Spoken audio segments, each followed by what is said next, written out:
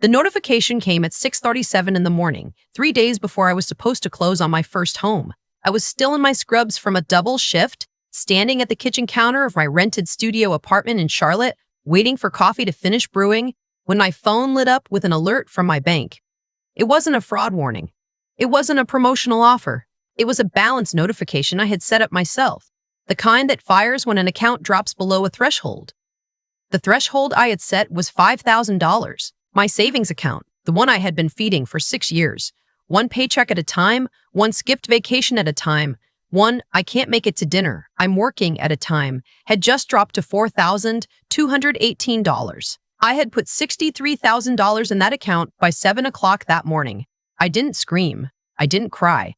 I set down my coffee mug so carefully that it didn't make a sound, and I sat down on the floor with my back against the cabinet because my legs had simply stopped working. Had you ever had a moment where the world keeps moving but you go completely still? Where you understand something so enormous that your body just refuses to continue? Leave me a comment below because I need to know I'm not alone in this. I pulled up my transaction history. 41 withdrawals, each one just under $1,500. All of them processed through an online transfer portal I had never opened. The transfers had started 8 months ago, slow at first, 2 or 3 a month, then accelerating. The final 11 had all gone through in the last 6 weeks. Whoever had done this had been careful, patient. They had studied the account, learned its rhythms, stayed just below the threshold that would have triggered an automatic bank alert. The destination account was registered to a business called Soleil Creative Co. I knew that name. My sister had mentioned it once, maybe twice, in passing. Something about a creative services agency she was launching. I hadn't asked questions. I never asked questions when it came to my sister because the answers always led somewhere I didn't want to go. I got up off the floor. I opened my laptop. I pulled up my full banking portal, not just the savings account, but every account attached to my name. And what I found there made the savings account feel like a footnote. There was a personal line of credit I had never opened, drawn down to its limit of $25,000. There was a second one at a different institution, drawn down to $12,000. There was a third opened just 4 months ago that had been maxed at $9,000 and then abandoned. The minimum payments overdue for 3 consecutive months. $46,000 in open credit lines, all defaulting, all in my name. I am a licensed pharmacist. I hold a DEA registration. I hold a state license that took 4 years of pharmacy school and 2 years of residency to earn.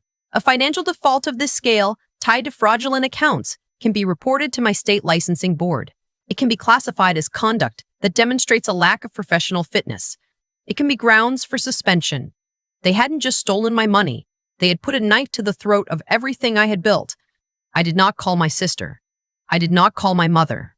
I sat in my studio apartment in Charlotte with the dawn coming through the single window, and I called the one person I trusted completely. My father's oldest friend, a man I had called Uncle Garrett my entire life, picked up on the second ring. "I need to tell you something," I said. My voice was level. I had learned, somewhere in the last 6 years of hospital shifts and retail chaos and never having enough sleep, how to keep my voice level when everything inside me was not. He listened without interrupting. When I finished, there was a pause. Then he said very quietly, "Mia, I need you to listen to me carefully. Don't call anyone in your family yet. Don't touch those accounts. Call a consumer protection attorney this morning before the banks open. And then I need you to come see me. There's something I should have told you a long time ago." I didn't understand what he meant. I would understand in about 72 hours, in a way that would rewrite my entire understanding of my own family's history. But first, the attorney. Her name was Patricia, and she was not the kind of lawyer who specialized in gentle conversations. She handled financial fraud, identity theft, and civil litigation. Her office was in a glass building downtown, and she had the energy of someone who had seen everything and was no longer surprised by any of it. I laid out the documents on her conference table. The transaction history, the 3 defaulting credit lines, a screenshot of the Soleil Creative Cog. Registration I had pulled from the state business portal that morning. My sister's name was listed as the sole registered agent. Patricia looked at all of it for a long moment. Then she said, "Do you have any documentation showing your sister had access to your account credentials?" I thought about it. A year ago, I had helped my sister set up a budgeting app on her phone. She had asked to see how mine was linked, just to understand the interface. I had handed her my phone for maybe 4 minutes. 4 minutes. That was all it had taken. Patricia nodded slowly when I told her. She had seen this before. She said that what my sister had done was not a clerical error. It was not a misunderstanding. The pattern of withdrawals, the timing, the deliberate structuring to stay below alert thresholds, the multiple credit lines opened at different institutions to avoid triggering a single bank's fraud detection, this was methodical. This was planned. What do you want to do? She asked. I want my name clean, I said. I want my savings restored. I want my license protected, and I want her to face what she's done. Patricia reached for a legal pad. Then we have work to do, she said. The credit freeze went up that afternoon. The fraud reports were filed with all 3 lenders. Patricia's team began pulling every document associated with the 3 defaulting accounts, the IP addresses used to open them, the device fingerprints, the identity verification trail. I had provided nothing. Every piece of data used to open those accounts had been sourced from information my sister had had access to at one point or another. My social security number, which I had given her 3 years ago when I co-signed a lease for her. My mother's maiden name, which is a family fact. My childhood street address, which every member of my family knew. She had built the fraud with pieces of me she had collected over years. That evening, I drove 2 hours to see Uncle Garrett. He lived in a quiet neighborhood outside Raleigh, in a house full of books and old furniture and photographs on every wall. He met me at the door, and the first thing he did was hand me a glass of water and tell me to sit down. He sat across from me, and he looked at his hands for a long moment before he spoke. Your father and I started a business together, he said. Back in 2001, a small logistics company. Nothing glamorous. We moved equipment for construction contractors, but it was ours, and it was profitable, and your father was one of the best partners I have ever had in my life. I knew my father had run a business before he died. I had been 7 years old when he passed. The details had always been vague, relayed through my mother in fragments that never quite added up. When your father got sick, Uncle Garrett said, he updated his will. He was very specific about what he wanted. He left his share of the business to you, Mia. Not to your mother, not to your sister. To you to be held in a trust until you turned 30. I stared at him. The business was sold 8 months after your father passed, he continued. Your mother negotiated the sale. The proceeds went into the trust. With growth over 20 years, the trust currently holds a little over $240,000. The number landed in the room like something physical.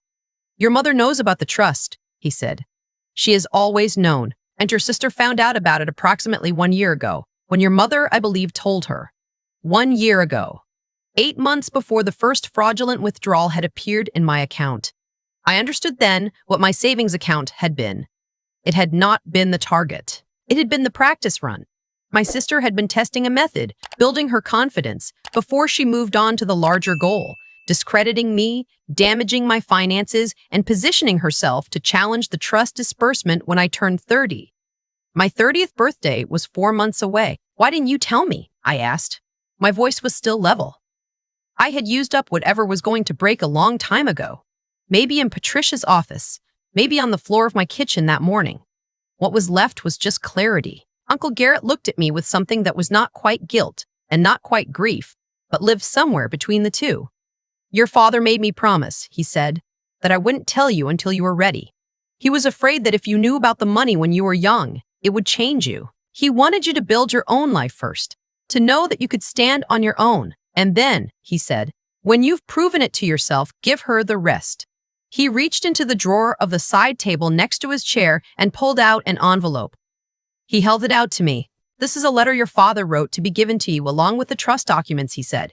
He wrote it 6 weeks before he died. He knew you would need it. I took the envelope. I didn't open it there. I held it in both hands and I thought about a man I had been too young to really know, who had still, somehow understood exactly what kind of woman I would need to become. The next morning, Patricia called me. Her voice had a quality I hadn't heard from her before. Not urgency, exactly. More like focus, sharpened to a very fine point. Mia, she said, we have the device data back from one of the credit institutions. The account was opened from an IP address registered to a residential address in Greensboro. I'm looking at the address right now. That was my mother's house. The account wasn't opened by your sister, she said. The device fingerprint matches a tablet registered in your mother's name.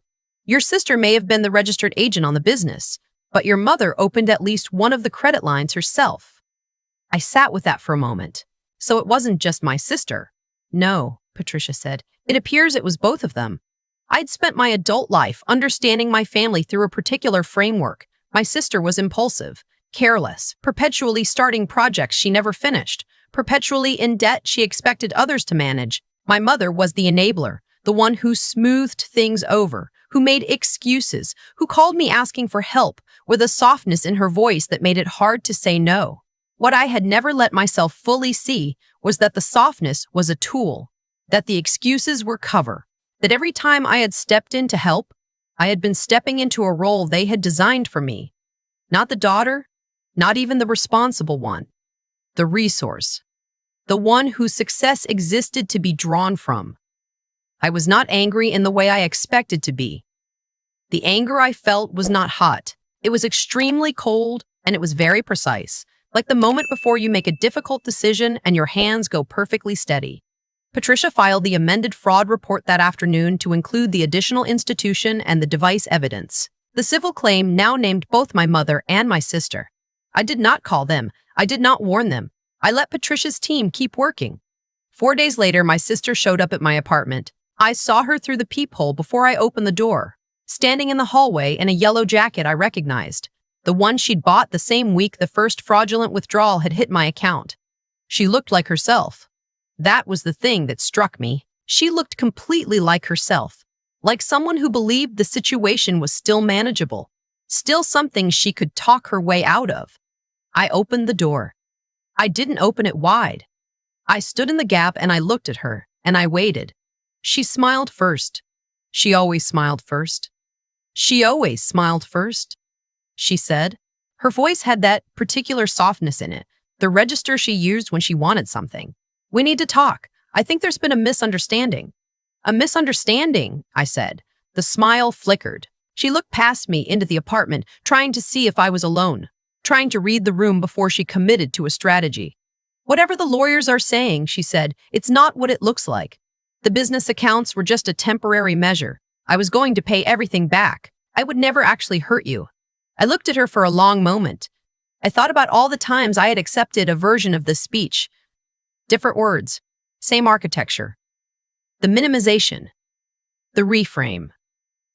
The appeal to the relationship as a reason to absorb the harm. You opened 3 credit lines in my name, I said. You structured the withdrawals from my savings account to stay below fraud thresholds. You did this for 8 months, and you did it 4 months before my 30th birthday. Her expression shifted, a very small, very fast recalibration. That last part seemed to land differently than she expected it to. I know about the trust, I said. The smile was gone. She tried anger next. She was good at anger. She had a lot of practice. She told me I was being vindictive. She told me I was destroying the family. She told me that everything she had done was because I had so much and she had so little, and didn't I think that was unfair? Didn't I feel any responsibility for that? I let her talk. I had always let her talk. I had spent 30 years letting people in my family say things to me that I absorbed rather than answered. When she stopped, I said, the civil claim has already been filed. The fraud reports are with all 3 lenders. The device evidence has been turned over to Patricia, and the trust documents have been secured. She stared at me. You should talk to a lawyer, I said. A real one. Not Mom. I closed the door. It was not a dramatic close. It was a quiet, deliberate thing. The simple mechanical action of a door meeting its frame. I stood on my side of it and I heard her stand on hers for a while, and then I heard the elevator open and close. I went and sat by the window. The civil hearing was 3 weeks later, and it was not a comfortable morning for anyone involved. My mother had hired an attorney who attempted to argue that the credit lines had been opened with my implied consent, based on a history of financial cooperation within the family. Patricia had anticipated this argument. She had prepared for it thoroughly. She presented the device data. She presented the IP logs. She presented the 8-month transaction record from my savings account with a timeline overlay showing the pattern of structuring. She presented a declaration from the trust administrator confirming the trust's existence, its value, and the fact that my sister had been informed of it approximately 11 months before the first fraudulent withdrawal. She presented one more thing. The lease co-signature I had provided for my sister 3 years earlier contained a clause standard in that jurisdiction, that required me to be notified of any credit inquiries made using the co-signed documentation. I had never received those notifications because the contact information on file had been quietly updated at some point to an email address I did not own. Someone had changed it. The records showed the change had been made from my mother's IP address. The arbitrator looked at the evidence for a long time. Then she looked at my mother, and then at my sister. And the look on her face was the specific expression of someone who has seen a great deal of human behavior and has nonetheless managed to be unimpressed. The determination was delivered in 3 parts. First, the 3 fraudulent credit accounts were to be closed and removed from my credit record in full. The lenders were directed to pursue recovery from my sister and mother directly. Second, my sister was found to have engaged in identity fraud and financial deception. The finding would be reported to the relevant state authorities for potential criminal referral. Third, because the fraud had been conducted in direct connection with knowledge of the trust and in the period immediately preceding my 30th birthday, the trust administrator was notified. Under the trust terms, any attempt by a named family member to interfere with the beneficiary's financial standing in the period before disbursement constituted a forfeiture of any derivative claims. My mother, who had apparently believed she might have grounds to contest a portion of the trust, no longer had any standing to do so. I watched my mother's face when the arbitrator read that last part. I had seen my mother perform many emotions over the course of my life. I had seen grief and outrage and wounded dignity and maternal disappointment. What I saw in that moment was none of those things. It was smaller than any of them. It was the face of someone who had been operating from a position of certainty and who had just learned that the certainty was wrong. My sister was crying. I noticed, as I had once read in a comment on a video about a story not entirely unlike mine, that the crying was not for what she had done. It was for what she had lost. I picked up my bag and I walked out of the building. Uncle Garrett was waiting in the parking lot. He had driven up that morning without me asking. He was leaning against his car with his arms crossed and his face quiet, and when he saw me come through the doors, he just nodded once. "It's done," I said. He nodded again. He reached into his jacket pocket and pulled out a folded document, the trust transfer confirmation, signed and dated that morning, the disbursement authorized and scheduled to hit my account within 5 business days. He held it out, but before I took it, he said, "Your father would have wanted to give this to you himself. He would have loved to see who you've become." I took the document, I folded it carefully and put it in my bag. That evening, I went back to my apartment and I sat at my kitchen table with my father's letter in front of me. I had been carrying it for 3 weeks without opening it. I opened it now. His handwriting was unfamiliar to me. I had seen it in birthday cards when I was small, but I had not seen it as an adult. And there was something strange and profound about encountering the handwriting of a man who had been gone for 23 years, the particular slant of it, the way he pressed harder on certain letters.